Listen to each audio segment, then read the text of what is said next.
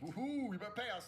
The whole thing's a scam. It's like the entire financial system, which we can discuss at length. Our entire financial system is designed to steal wealth from the poor and just turn it into numbers on the screen of the rich. Destruction by design. Yeah, oh yeah, the whole thing is corrupt. And when you understand the system, you understand that the system is rigged to a point where most people do not stand a chance to ever win. So let's talk about this. In what way is it rigged? It's rigged because, and we can go down the economics of it all. Yeah. But my very basic premise of it is that there's a whole bunch of people out here who are effectively slaves. And when you're a slave if you have a job in any form, effectively. Some slaves are better paid than others, but most people are slaves. In the days of slavery, what would happen is the slave masters would use control and aggression and influence to convince you to do work for free. So what they could do is they could get work out of you with something that they can generate from the sky, right? They can be aggressive from the sky, influence from the sky, a couple bullets are cheap, whatever it took, and they could get your labor. Now we have the exact same thing, but they just use fiat. They use fiat money. If the people in charge of the world can print unlimited amounts of said thing, and you'll give up your life for certain amounts of said thing, then they own you. They control you. Oh, you need $100 to do this. Print. Off you go, slave.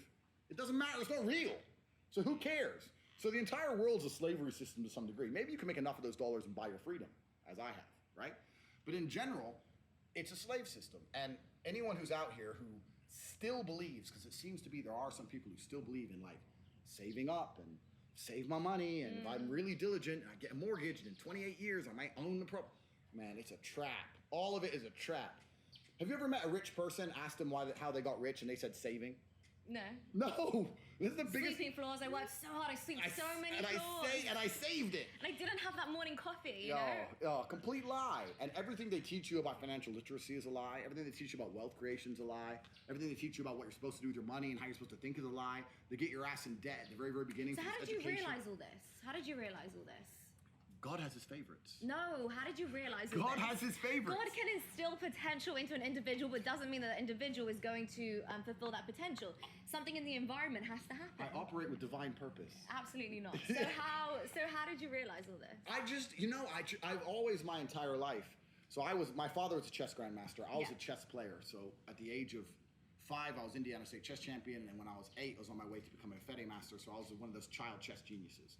I never actually ended up becoming a chess master because we moved to England. My father stayed in America, blah, blah, blah. But I've always been pretty good at analyzing the chessboard.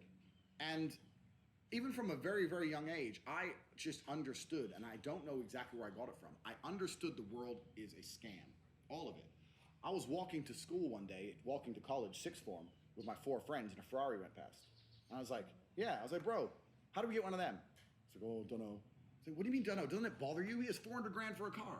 Doesn't that anger you that he has 400 G's for a car and our parents are broke, we're on a council estate? They're like, I guess.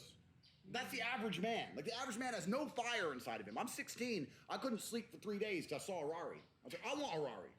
I want one. Yeah. Now I have 4, right? So this only is 4? Only 4, but I have 22 cars as a whole. So only 22? Only 22.